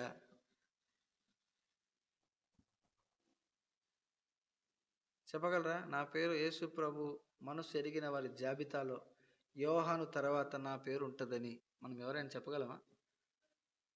ఎందుకు చెప్పలేకున్నాం? చెప్పండి, ఎందుకు చెప్పలేకున్నాం?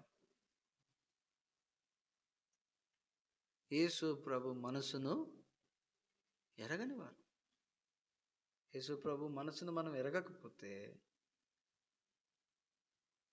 మనం ఆయన వారం కాదు. యేసు ప్రభు మనసును యోహాను ఎరిగినాడు కాబట్టి, ఇదిగో నీ తల్లి, ఇదిగో నీ కుమారుడు. ఎవరికి అప్పగించాడు? 12 మందిలో ఎవరికి అప్పగించాడు యేసు ప్రభు? యోహానుకే అప్పగించాడు. కాబట్టి మార్త ప్రభువు యొక్క ప్రాముఖ్యత తెలుసు, దేవుని వాక్యము తెలుసు, దేవుడు ఉంటే ఏం జరుగుతుందో తెలుసు.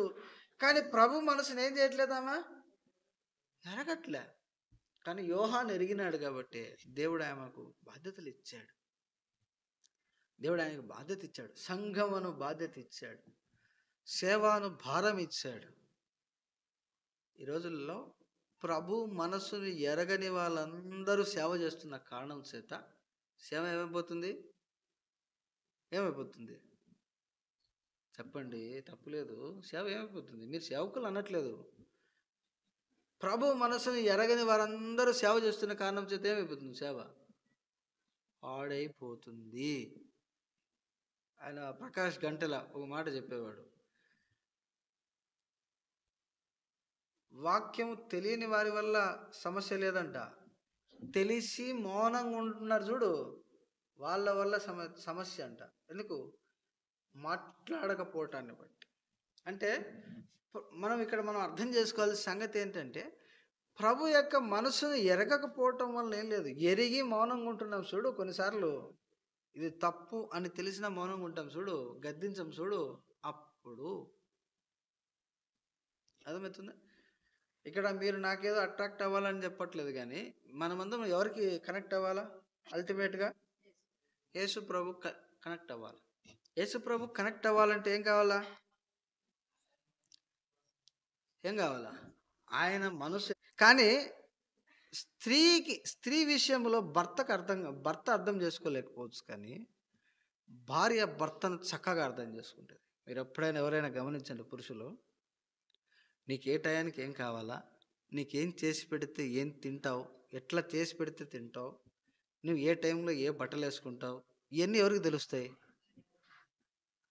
అది తెలుస్తాయి. నేను భౌతిక విషయాలు మాట్లాడట్లేదండి, ఆత్మ సంబంధమైన సంగతులు చెప్తున్నాను. ఇప్పుడు మన భర్త ఎవడు?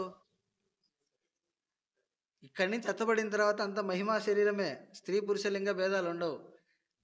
మన పరలోక భర్త యొక్క మనసు ఎవరు ఎరగాల? నా భర్తకు ఇట్లా ఉంటే నేను ఇష్టపడతా అని ఎవరికి రావాలా?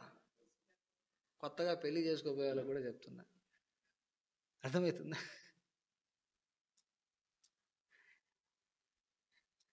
నీకు కూడా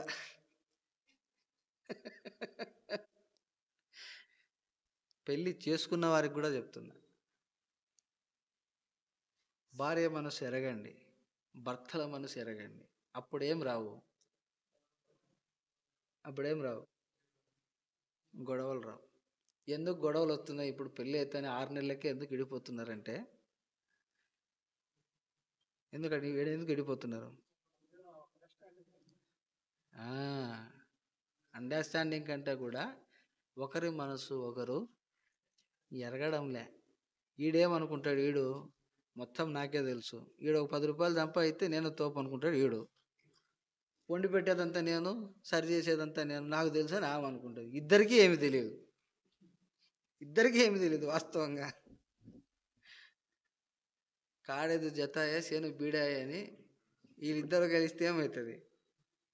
సరే, దాన్ని నిర్ణయించింది ప్రభువే.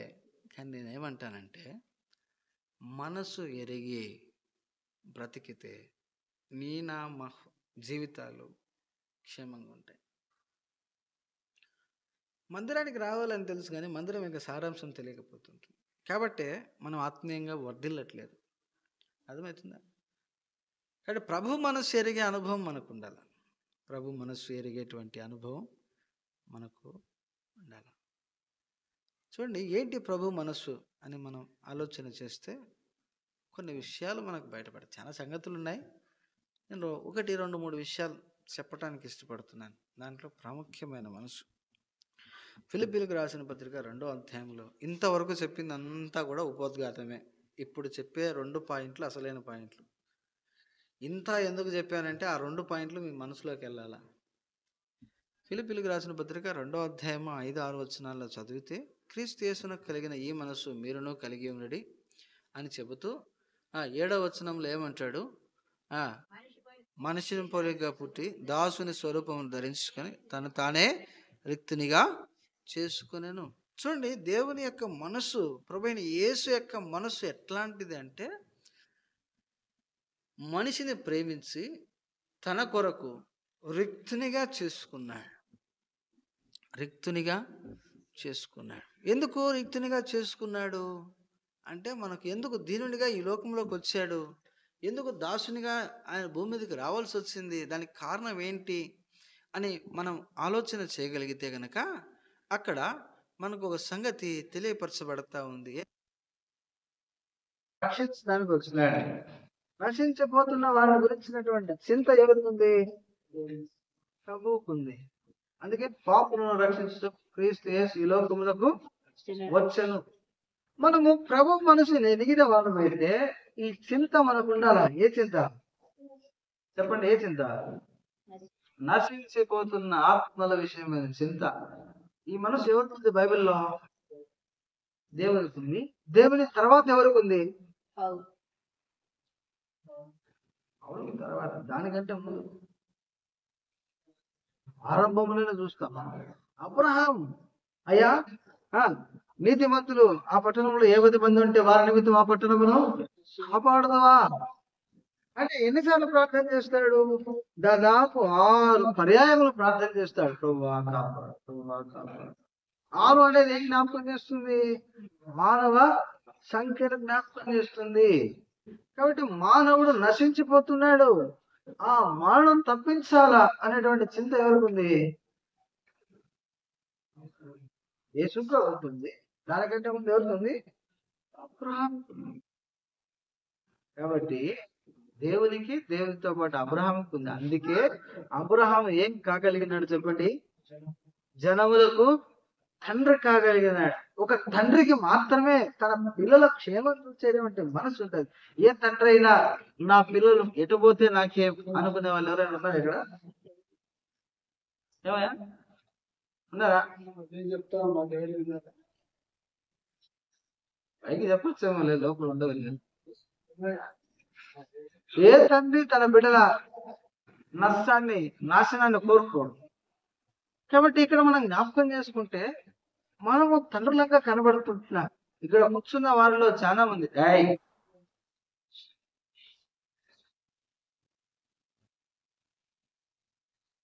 ఇక్కడ కూర్చున్న మనము చాలా మంది తండ్రులము ఉన్నాము. ఆ మనసు మనందరికీ ఉండాలి. ఇప్పుడు నేను కొత్తగా వచ్చాను ఈ ప్రాంతానికి, నాకు చాలా వరకు తెలియదు. అప్పుడు ఏం చేయాలి మీరు? మందిరానికి రాగిపోయిన వాళ్ళు ఎంతమంది చెప్పండి? లిస్ట్ చెప్పండి ఒకసారి. మందిరానికి వస్తూ ఆగిపోయిన వాళ్ళు ఎంతమంది చెప్పండి? ఎంతమంది పేరు చెప్పండి. ఎవరితో సహవాసం లేదా?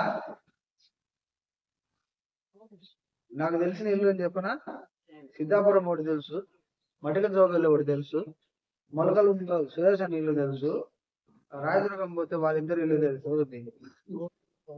ఆ ఆశీష్ అన్న వాళ్ళది కుటుంబం వాళ్ళది తెలుసు. ఈ మధ్య కాలంలో ఆశీష్ అన్న వాళ్ళ అత్త తెలుసు. మిగతా వాళ్ళ ఇల్లు ఎవరైనా తెలుసా? చిక్కన్నలో ఐజాక్ వాళ్ళ ఇల్లు తెలుసు. నాకే పిల్లల పరిస్థితి ఏంది? ఎప్పుడైనా ఆలోచన చేసినావా?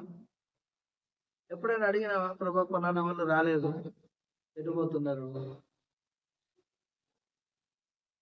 అంటే ఏం లేదు మనకు వారి విషయంలో. ప్రభు మనసు లేకపోతే మనకి ఏం ఉపయోగం? అర్థమవుతుందా? ప్రభు మనసు లేకపోతే, ప్రభు మనసు ఎరగకపోతే ఏం ఉపయోగం? మన ఇంటి వారి విషయమే మనకు మనసు ఉంటుంది, అంతేనా? అంతేనా? ಮನೆಯವ್ರ ಬಗ್ಗೆ ನಮ್ಗೆ ಚಿಂತೆ ಇಲ್ಲ, ಮತ್ತವ್ರ ಕಷ್ಟ ನಮ್ಗೆ ಇರ್ಬೇಕು, అంతేనా? చింత కలిగి ఉండాలి. ఈరోజు నా యజమానుడు రాలే, అయితే నా భార్య రాలే, ఈరోజు వాక్యం పోగొట్టుకున్నారు, వీళ్ళ విషయం మీద చింత. ఎప్పుడైనా ప్రార్థన చేసినామో వాళ్ళ కోసం, అవా ఫలానా వాళ్ళు రాలేదు, నా యజమానురాలు రావట్లేదు నా మందిరానికి నాతో పాటు, ఈ చింత ఉండాలా లేదా? ఎవరికి ఉండాలి ఈ చింత? వ్యక్తిగతంగా మనకు ఉండాలా? సంఘ పక్షాన్ని మీరు నన్ను తీసుకెళ్ళి ఫలానా ఇంటికి తీసుకెళ్ళి అన్నా, రా ఫలానా ఇంటికి పోదాం, వాళ్ళు రావడం లేదు, పోదాం రా. అప్పుడు నేను రాను మీతోపాటి. ఒక ఆయన ఒక ఇల్లు చూపించమని వారం 10 అయిపోయింది, ఏమయ్యా గుర్తుందా? ఏం లేదు ఇతరుల పట్ల. గుర్తుపెట్టుకో, ఇక్కడ ఉన్నంత వరకే దేవుని సేవ చేస్తాం, ఇక్కడి నుంచి వెళ్ళిపోతే దేవుని సేవ చేసే అవకాశం లేదు.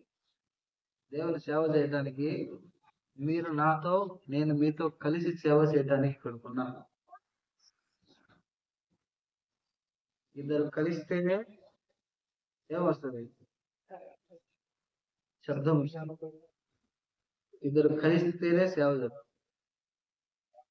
మన ఇద్దరం కలిసి ప్రభు దగ్గరికి పోతే ప్రభు మనతో కలిసి సేవ చేస్తాం. అదంతా విశాలమైంది. స్థలం మీకు తింటుందో లేదు. ఈ ఆదివారం వచ్చిన వారు నిన్న రేపు ఆదివారం రారు, రేపు ఆదివారం వచ్చేవారు ఇంకొక ఆదివారం రారు. దీని విషయం మీద ఏముండాలా? నశించిపోతున్న ఆత్మల విషయం భారం, సేవ భారం మనం. కాబట్టి తప్పిపోయిన కుమారుడు, అందుకే లూకా సువార్తలో ఒక అధ్యాయమే రాస్తాడు. తప్పిపోయిన నాణ్యము, తప్పిపోయిన గొర్రె, తప్పిపోయిన కుమారుడు. తప్పిపోయిన విషయంలో ప్రభుకేముంది? చింత ఉంది. పడిపోయిన వారి విషయంలో చింత ఉంది. చింత ఉండాలంటే దయచేసి దయచేసి దయచేసి ప్రేమతో నేను చెప్పే సంగతి ఏంటంటే, పడిపోయినా నశించిపోతున్న ఆత్మల విషయంలో చింత ఉండాలి. ఇప్పుడే చూడండి, మూగ జీవాలు చూడండి, వాటిని చూసి మనం నేర్చుకోవాలి. ఏనుగు బురదలో పడింది, చిన్న ఏనుగు బురదలో పడింది, పెద్ద ఏనుగు ఏం చేస్తుంది? లాగుతుంది. దాని చేత కాకపోతే ఎవరిని తీసుకుపోతుంది? రోడ్డు మీదకి వచ్చి మనుషులు గుంజుతా ఉంటుంది, రా రా. వీడు పోయి దాన్ని ఏం చేస్తాడు? ఏనుగులకు జంతువులకు ఉండే ఇంగితం కూడా మనకు లేదు. మీరు ఏమన్నా అనుకోండి, తిట్టుకున్నా బాధలేదు, ఏం బాధలేదు, తిట్టుకున్నా కూడా ఏం లేదు నాకు. నా పని ఏంది? చెప్పడం వరకు చెప్పి మీతో పని చేయించే బాధ్యత నాది. దాని ప్రకారం చూసుకోవాల్సిన బాధ్యత నాది. అంటే ఒకరి భారం ఒకరు భరించాలా, ఒకరినొకరు ప్రోత్సహించుకోవాలి. ప్రభు మనసు ఏంటి ఇంకో మనం చూస్తే, లూకా సువార్త 19వ అధ్యాయంలోను, యోహాను సువార్త 2వ అధ్యాయం 16వ వచనంలోను, నా మందిరమును దొంగలుగా చేశారు, నా మందిరం వ్యాపారం ఇల్లుగా చేసినారు అని అంటాడు. అంటే ఇక్కడ మందిరం పట్ల అనుకున్న ఆసక్తి చూడండి. మందిరం పట్ల ఆసక్తి, నా మందిరము సమస్త జనులకు ప్రార్థనా మందిరం అనబడును అన్నాడు. మందిరం పట్ల ఎంత ఆసక్తి! ఎంతమంది వచ్చారు ఆన్లైన్ ప్రార్థనకి? నిన్న ఈ నెలలో ఆగస్టులో జరిగిన ఆన్లైన్ ప్రార్థనకి ఎంతమంది వచ్చారు? ఎంతమంది వచ్చిన వాళ్ళు చదివేస్తారు, రాని వాళ్ళకి తెలుస్తారు. 1 2 3 4 మిగిలిన అందరికి ఏమైంది? వర్షాలు దీవించబడతా ఉంటాయి. డైరెక్ట్ చెప్తున్నా, నేను వంకర చెప్పి వాళ్ళకి వీళ్ళకి చెప్పి అట్లా చెప్పడంలో డైరెక్ట్ నీకే చెప్తున్నా, నీతోనే మాట్లాడుతున్నా నేను. ఇది దేవుని మందిరం. ఇక్కడికి రాకపోతే దీని పరిశుద్ధతను, దీని ఔన్నత్యాన్ని, దీని ఉన్నతమైన స్థానాన్ని మనం పోగొడుతున్నాం. ఎప్పుడు పాడైపోతుంది తెలుసా? దేవుని మందిరము ఏ ఒక్కరూ కనబడనప్పుడు పాడైపోతారు. సియోను గుమ్మములో ప్రలాపించుతున్నవి. విలాప వాక్యాలు 1వ అధ్యాయం 4వ వచనం. నియామక కూటములకు ఎవరు రారు గనుక. దేవరాజు గుర్తుపెట్టుకో, కార్తీక్ గుర్తుపెట్టుకో, నియామక కూటములకు ఎవరు రారు గనుక ఏమవుతున్నాయంట? చదవండి అన్నమాట. సియోను సౌందర్యవంతయు పోయెను, దాని యాజకులు నిట్టూరు పీడుస్తున్నారు, సేవ జరగట్లేదు, ఆగిపోయింది, పాడైపోయింది. మందిరానికి ఉన్న ఔన్నత్యం పాడైపోయింది. మన ఇల్లు ఎప్పుడు కలగా ఉంటది? మన ఇల్లు ఎప్పుడు కలగా ఉంటది చెప్పండి? ఇంట్లో బంధు జనాంగము లేదా మన పిల్లలు వాళ్ళు ఉన్నప్పుడు మన ఇల్లు ఎట్లుంటది? సౌందర్యంగా కనపడుతుంది. మన ఇంట్లో ఏమున్నా లేకపోయినా. ఇప్పుడు మనం దేవుని ఇంట్లో పిల్లలం, ఈ ఇంట్లో పిల్లలు కనపడకపోతే ఏమవుతుంది? దేవుని మందిరం యొక్క సౌందర్యం అంతా ఏమవుతుంది? దేవుని మందిరం మీద ప్రభు అయిన యేసుకున్న మనసు ఏంటి అంటే, దేవుని మందిరాన్ని ప్రేమించినాడు. యెరూషలేమా, నిన్ను ప్రేమించేవారు వర్ధిల్లురు. నీవు దేవుని ప్రేమిస్తే దీవించబడతావు. ఎంతగా దీవించబడతావు అంటే విస్తారంగా దీవించబడతావు. ఎంతగా ఆశీర్వదించబడతావు అని అంటే ఉన్నతమైన స్థానంలో నీకు తీసుకొని వస్తాడు. మనం ఎక్కలేనంత కొండ ఎక్కిస్తాడు. ఎక్కలేనంత కొండ.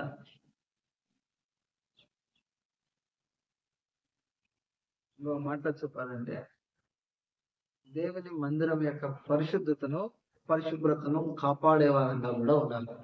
అక్కడ ప్రభు మాట్లాడిన మాట ఏంటంటే, నా మందిరమును పాడు చేశారు, వ్యాపారాలుగా చేశారు, దొంగలుగా చేశారు అని అంటే, అక్కడ యెరూషలేము యొక్క ప్రాముఖ్యతను, పరిశుభ్రతను వారు ఏం చేస్తున్నారు?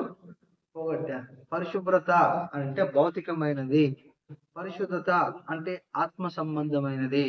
దేవుని మందిరంలో ఈ రెండు ఉండాలి. దేవుని మందిరంలో ఏముండాలా?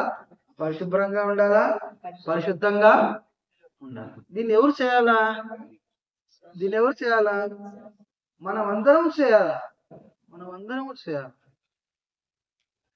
ఎవడైనాను దేవుని ఆలయం పాడు చేసేలా నేను వాడిని పాడు చేస్తాను. అంటే ఎప్పుడు పాడు చేస్తారు? కీర్తన 95లో 93:5లో రాయబడింది, యెహోవా ఈ పరిశుద్ధత నీ మందిరమునకు అనుకూలము.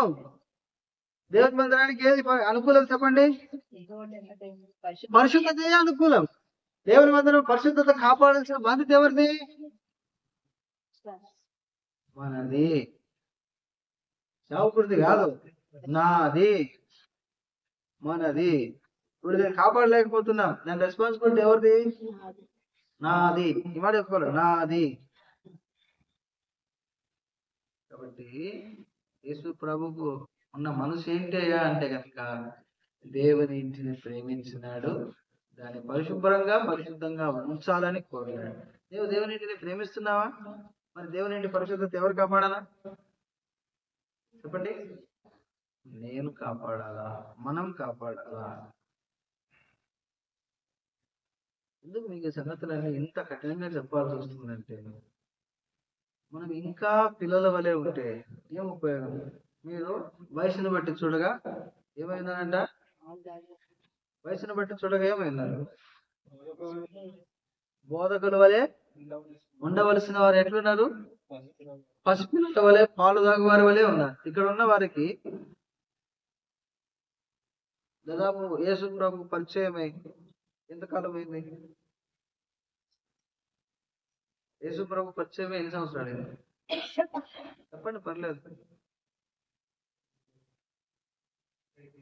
8 years. నువ్వు 20 వయసు. నువ్వు 27 ఏళ్ళు. మీలాంటి 30. ఇప్పుడు మన వయసును బట్టి చూడగా మనం ఎలా ఉండాలా? ఎట్లుండాలా? రాబోయే తరానికి నేర్పించే వారంగా ఉండాలి. బోధకులు అంటే ఎవరు? నేర్పించేవారు, టీచర్స్, ప్రిన్సర్స్ గా ఉండాల్సిన వాళ్ళు.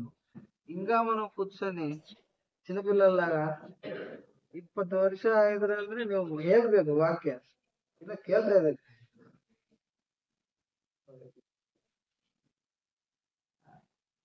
20 సంవత్సరాలు. ఇప్పుడు ఈ కాలం అంతా ఏం చేసాం మనము? ఏం చేసాము? కాలయాపన చేసాము. నన్ను అడిగితే టైం పాస్ చేద్దాం. టైం పాస్ చేయడానికి యేసు ప్రభు అవసరం లేదు. నన్ను అడిగితే టైం పాస్ చేయడానికి చాలా ఉన్నాయి లోకంలో, అవి చేసుకుంటాయి. ఈ మాట కఠినము, దీనిని ఎవడు సహింపగలడు అని వెళ్ళిపోయారు చాలా మంది. ఎక్కడ? యోహాను సువార్త 6వ అధ్యాయంలో,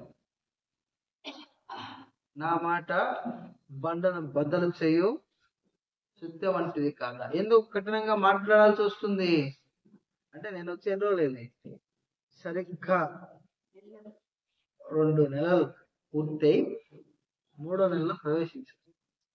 ఈ రోజుకి జూన్ 17వ తారీఖు అక్కడి నుంచి వస్తే ఈ రోజుకి ఎన్ని రోజులు? 2 నెలలు పోయి ఈ 2 నెలలు చూసి ప్రేమతో గట్టిస్తా ఉన్నాను. దేవుని మందిరం ప్రాముఖ్యత ఎరగకపోతే నష్టపోతావు. దేవుని మనసు ఎరగకపోతే నష్టపోతావు. దేవుని సమయాన్ని ఎరగకపోతే నష్టపోతావు. నాకేం బాధ లేదు. నేను యాత్రికుడిని, పరదేశిని. నీ ఇల్లు కట్టుకోవాల్సింది ఎవరు?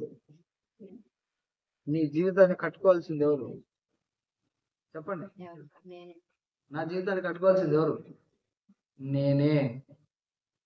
ప్రతివాడు తన గడ్డమును కాపాడుకొనొచ్చు అని ఉంది. ఎవడో వచ్చి మన ఇల్లు కట్టడు, మనది మనమే. ఇంతకాలం ప్రభు మనసు ఎరగకపోతే నాకు ప్రభు మనసు ఎరగటానికి 22 సంవత్సరాలు పట్టింది. ఎన్ని సంవత్సరాలు? దాదాపు 20 ఏళ్లలో నేను రక్షించబడ్డాను. నాకు 20 ఏళ్ళు ఉన్నప్పుడు రక్షించబడ్డాను. ఇప్పుడు నా వయసు 35 అయింది, 36. నాకు ఎన్ని సంవత్సరాలు రక్షించబడ్డాను? 20. దాదాపు 2 సంవత్సరాలు పట్టింది ప్రభు మనసు ఏంటో ఎరగటానికి. ఎందుకు ప్రభు నన్ను పిలిచాడు, ఎందుకు నన్ను ప్రత్యేకపరుచుకున్నాడు. ఆ రోజు నుంచి ఈ రోజు వరకు వెనుక తిరిగి చూడలే. చాలాసార్లు వెళ్ళిపోయినా సేవ వద్దని, కానీ దేవుడు మళ్ళా సేవలోకి తీసుకొచ్చి పెట్టినాడు. ప్రభు మనసు ఎరిగి పని చేయకపోతే ఏం వాడున్నాడు నా దగ్గర పెరిగిన వాడు, మాట చెప్పింది ఇచ్చేసి. వాడి పేరు సుబ్రహ్మణ్యం అని పేరు. మన సుబ్బు అంటారు. మన అందరూ లోకంలో యేసు అని పిలుస్తారు. వాళ్ళ బంధువులు అందరూ. మందిరంలో ఏం పేరు అంటారు? సిమియోన్. వాడు ఎట్లాంటి వాడు అంటే, ఒక సంఘంలో నేను సేవ చేస్తుంటే దాదాపు 15 మంది యవనస్తులు ఉన్నారు. ఎంతమంది? 15 మంది. 15 మంది యవనస్తులు ఎట్లాంటి వాడు అంటే, ప్రాణం పెట్టేవాళ్ళు. సేవకుడన్నా, సేవన్నా అంత ప్రేమించేవాళ్ళు.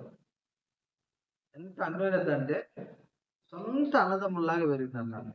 2 సంవత్సరాలు వాళ్ళ మధ్య సేవ చేస్తారు. వాళ్ళల్లో ఒకడు ఈ సిమియోను. ఎక్కడన్నా పోయొచ్చి అలసిపోయొచ్చు పడుకో అంటే వాడి ప్రేమ ఎంత గొప్పదో. నాకు అప్పుడు షుగర్ వచ్చింది, నొప్పులు ఉంటాయని చెప్పి వచ్చి కాళ్ళు ఒత్తేవాడు. ఇప్పుడు మెలుకు తెలిసిందని చూస్తే ఏరా అంటే, నా పడుకోన్నా. అంత ప్రేమ కలిగిన వాడు. నాకు వాడు చేసే పరిచర్యను చూసి నాకేమనిపించింది అంటే, వీడికి ఏమైనా చేయాలా, ఏమైనా చేయాలా. పాపం డిగ్రీ చదువుకున్నాడు వాడు, తెలుగు డిగ్రీలో తెలుగు తీసుకున్నాడు, మంచి సబ్జెక్ట్ చదువుకున్నాడు. ప్రభా ఈ విషయం ఏంటి ప్రభా అని ప్రార్థన చేస్తే దేవుడు వాడి సేవకు పిలిచాడు. నా మాట నా దగ్గర ఎవరురా, ఇద్దరం కలిసి సేవ చేద్దాము, పక్కన ఒక బ్రాంచ్ స్టార్ట్ చేస్తాను, సంఘం ఇస్తాను, సేవ చేసుకున్నాను. నేను ఎర్రిబాబులో ఉన్నా, నాకు వాక్యం రాదు, చదువు రాదు, నాకు మాటలు నేర్పడటం లేదు అంటే, రే గాడిదకు నోరిచ్చింది దేవుడే, మనిషికి నోరిచ్చింది దేవుడే, మోసకి సహాయం చేసింది కూడా దేవుడేరా, ఎందుకు అట్లా నిరుత్సాహపడతా అంటే, లేదన్నా నాకు మాటలు రావు. ఏడ్చిన వారి విషయం ఏంటి బాబా, మన ప్రేమ నన్ను ఏం చేసిందంటే, వాడు నాకు అంత సొంత తమ్ముడు కూడా చేయలేకపోయినాడు, అంత చేసినాడు వాడు. మిగతా వాళ్ళు ఉన్నారు, చాలా ఆపదలు ఆదుకున్న వాళ్ళు ఉన్నారు, 15 మందిలో అర్ధరాత్రి ఫోన్ చేస్తే కూడా వచ్చే వాళ్ళు ఉన్నారు. వీడు మాత్రం అన్ని, నేను స్నానానికి వెళ్తే నేను వచ్చే లోపల నాకు టవల్ తీసుకొచ్చి పెట్టేవాడు. ఎంత ప్రేమ లేదంటే మనకి పిల్లలంటే కూడా అంత ప్రేమ. ఆ విషయమే ప్రార్థన చేస్తే నాకు ఇష్టం లేదు సేవకు వచ్చేది అన్నాడు. సరే, ఈ సంవత్సరం వ్యక్తిగత వాగ్దానం తీసుకుంటావు కదా, చూడు దేవుడు నిన్ను సేవకు పిలిస్తే నువ్వు తప్పక రావాలా అని అన్నాడు. అంటే సరే అన్న, నీ మాట ప్రకారం నేను చేస్తాను అని అన్నాడు. అనిన తర్వాత ఆ సంవత్సరం వాని వాగ్దానం ఏం తెలుసా, ధైర్యం తెచ్చుకొని పనికి పూనుకొనుము. ఎవరితో ఇచ్చాడు ఈ మాట? సొలొమోనుతో ఇచ్చినాడు. మందిరం కట్టడానికి కృంగిపోతుంటే ధైర్యం ఇచ్చినాడు ప్రభు. రే మందిరం కట్టమన్నాడు అంటే సేవ చేయమనే కదరా, రా సేవకి అని అన్న. వాడు ఎన్ని రోజులకు చూపించినాడు తెలుసా వాగ్దానము? జనవరి అయిపోయిన 6 నెలలకు చూపించినాడు. అన్ని రోజులు ఏం చేసినాడు వాడు? చచ్చిపెట్టినాడు. ఎందుకు? పొరపాటున చూపిస్తే ఏమంటాడైనా, సేవకు రమ్మంటాడు. దాదాపు 6 నెలలు మందిరానికి రాలే. నాకు కలవరం అయిపోయింది. ఎవడు అప్పుడప్పుడు వచ్చేవాడి మీద చింత ఉండదు, రెగ్యులర్గా వచ్చేవాడి మీద, ఇంట్లో వాడి మాదిరిగా ఉండి సడన్గా మందిరం మానేస్తే ఎత్తుక్కుంటూ పోయినా, రే ఎందుకు రాలేదురా మందిరానికి? నువ్వు రాదు మా ఇంటికి అన్నాడు. రే ఉన్నట్టుండి ఏంది వీరికి విరోధము? సరే నాతో పాటు ఒక సంఘ పెద్ద ఉంటే రాపోదాం రా మన దగ్గరికి అంటే, ఏమి రా అంటే, అక్క నాకు గేటు తీలే అన్నాడు. అక్క ఏం తీలేదంట, గేటు తీలే. ఎన్ని గంటలకు రా అంటే, రాత్రి 12 గంటలకు వచ్చిన అక్క నాకు గేటు తీలేదన్న.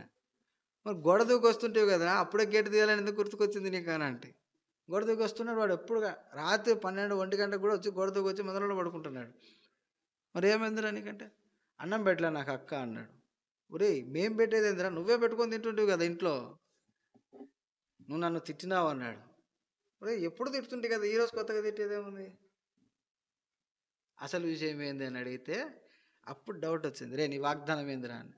నా రాజుల గ్రంథంలోంచి వచ్చింది. ఏమొచ్చిందిరా అని. ధైర్యం తెచ్చుకొని పని జరిగింది. ఇది చెప్పు ముందు, ఏదో చెప్తున్నావు సోదంతా అని అన్న. అంటే సేవకు రమ్మంటావని నేను రాలేదన్నా. ఇప్పుడు వాడు కష్టపడుతున్నాడు. ఎంత కష్టపడుతున్నాడంటే, వాని గురించి ఈ మాట చెప్పాల్సి వస్తున్నందుకు నేను చాలా చింతిస్తున్నాను. వానికి దేవుని ఉద్దేశం తెలుసు, వాని విషయంలో దేవుడి ఉద్దేశం కలిగి ఉన్నాడో ప్రభు మనసు ఎరిగి తెలిసి దాని ప్రకారం చేయట్లేదు. ఇప్పుడు వాడు ఎట్లా చేస్తున్నాడంటే, పెళ్లి చేసుకున్నాడు, భార్య ఒక చోట, వీడు ఒక చోట, నెమ్మది లేదు. ఆ పెళ్లి చేసుకునేటప్పుడు కూడా చెప్పినావు, రే చూసి చేసుకో. లేదు నేను పెళ్లి చేసుకుంటే కట్నం వస్తుంది, కట్నం తీసుకుపోయి ఏం పెట్టుకోవచ్చు, నేను ఏం పెట్టుకోవచ్చు? కట్నాల కోసం చూస్తున్నారేమో రాజులు. ఎవరైనా నీ జీవితంలో స్థిరత్వము ఉండదు. కాబట్టి మార్త జీవితంలో మనం ఏం చూస్తున్నామంటే, ఆమె ప్రభు మనసు ఎరగలేకపోయింది. ప్రభు మనసు ఎరిగి ఉంటే ఆమె అక్కడే ఉండేది. మందిరానికి వస్తుంది, మనం కూడా మందిరానికి వస్తున్నాం, వాక్యం వింటున్నాం, ఆరాధిస్తున్నాం, బలలో పాల్గొంటున్నాం, తిరిగి కానుకలు ఇస్తున్నాం, తిరిగి వెళుతున్నాము. కానీ ఇంతసేపు దేవుడు మనకిచ్చినటువంటి సమయం దేని కొరకు, లేదా ఈ జీవితం దేని కొరకు, ప్రభు యొక్క ఉద్దేశం ఏంటి, ప్రభు యొక్క మనసు ఏంటి అని ఎరగడం లేదు. దీనివల్ల మనకేమన్నా ప్రయోజనం ఉందా? చెప్పండి. ఏముందో ఏం లేదో మీకెరక, ప్రభుకెరక. చదవండి 1 కొరింథీయులకు రాసిన పత్రిక 11వ అధ్యాయం 28వ వచనం. కాబట్టి ప్రతి మనుషుడు తను తాను పరీక్షించుకొనవలెను, అలాగు చేసి ఆ రొట్టెని తిని ఆ పాత్రలోనిది